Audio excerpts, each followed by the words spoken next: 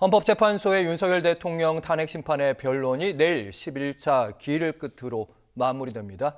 법정에서 어떤 그림들이 펼쳐질지 미리 보는 법정 박시영 변호사와 함께합니다. 12월 14일에 국회에서 가결이 됐고요. 소추안이 넘어갔고 한 두 달이 좀 넘었습니다.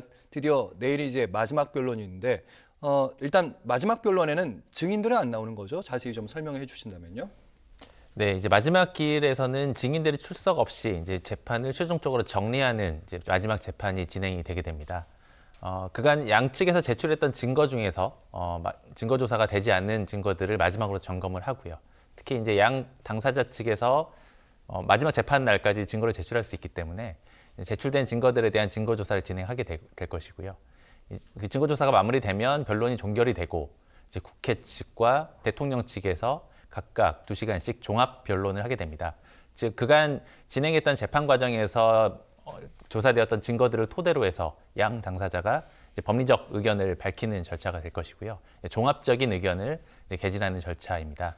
그리고 양측의 종합 변론이 마무리가 되면 국회 측에선 정청래 위원장 그리고 대통령 측에선 윤석열 대통령이 각각 최종 진술을 하게 됩니다.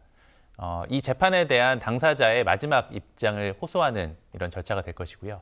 그런 최종 진술이 마무리가 되면 이제 재판이 마무리가 되고 이제 선고 기일이 지정이 되고 선고가 되는 절차가 이제 진행이 되게 됩니다. 알겠습니다. 일단 최종 진술이라고 하더라고요. 만약에 무제한으로 시간을 준다고 하는데 그렇다면 이제 이론적으로는 밤을 새서라도 흔히 국회에서 필리버스터라고 있지 않습니까? 밤새서 최후 진술을 하는 일도 가능한 것인지. 이론적으로는 가능하지만 이제 그런 경우는 발생하지 않을 겁니다. 통상적인 절차에서 이제 피고인, 형사 절차란 피고인이 될 것이고요. 이제 최종 진술의 기회는 재판부가 부여를 하게 되고요. 예. 특히 이제 형사 절차에서도 그런 최종 진술 단계에서 시간 제한을 두지는 않습니다. 즉 어떤 해당 절차에 있는 당사자로 하여금 재판부에게 마지막으로 의견을 밝힐 수 있는 기회이기 때문에 특별한 시간 제한 없이 기회를 주게 되는 것이고요. 다만 말씀드린 것처럼 어떤 법률적인 의견, 그 해당 사건에 대한 구체적인 의견은 앞서서 대리인이 진행할 이제 종합변론 단계에서 이제 진행이 될 것이고 네. 아마도 이제 대통령으로서 이제 이번 절차에 임하게 된 소회부터 그리고 이제 재판부로 하여금 마지막에 이런 부분들은 꼭 고려해달라라는 취지의 내용을 이제 최종 진술에 담을 것으로 예상이 되고요.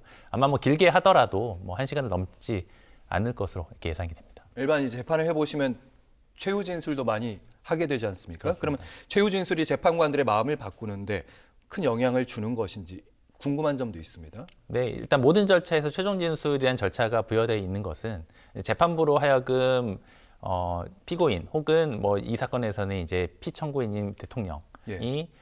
재판부에게 마지막으로 호소하는 절차이기도 하고요. 본인의 입장을 마지막으로 대변하는 절차이기도 하기 때문에 아무래도 심각하게 고민해서 잘 준비해서 이제 진행을 할 것이고요. 다만 그런 진술이 재판부에 영향을 미치느냐라고 물어보신다면 그렇게 영향을 미칠 확률은 높지는 않습니다. 왜냐하면 어떤 판단이라는 것은 결국에는 이제 증거와 어떤 법리에 따라서 이루어지는 것이고 최종 진술 단계에서 하는 내용들은 어찌 보면 증거나 어떤 법리에 관한 의견이라기보다는 어떤 판단의 어떤 정도, 강도, 방향성에 대한 의견에 이제 불과하기 때문에 아마 뭐 직접적으로 아주 큰 영향을 미치지는 않을 것으로 보이고 다만 그 내용의 메시지 등은 이 사건의 특수성에 비춰봤을 때 이제 국민들에게 향해 있을 가능성이 높아 보입니다. 네, 그럼 최후 진술 말고 이제 최종 변론, 어쨌든 변론을 하게 되는 거니까요. 2시간씩 한다고 하는데 먼저 국회 측의 얘기를 하기 전에 윤 대통령 측의 전략도 있을 것 같습니다. 어떻게 전망하시는지.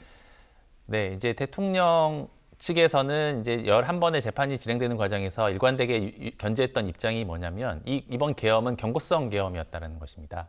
즉 야당이 주도해서 탄핵을 남발하고 예산을 삭감하는 어떤 이런 행위에 대해서 경고하기 위해서 일단 비상계엄을 선포한 것이다. 이제 이런 입장을 견지했었고요.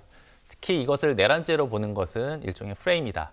혹은 나아가서는 이건 공작이다라는 주장을 했기 때문에 아무래도 이번 비상계엄의 어떤 정당성, 절차적 정당성 그리고 실체적 정당성 이런 부분들을 이제 강조하는 데 이제 주력할 것으로 보이고요.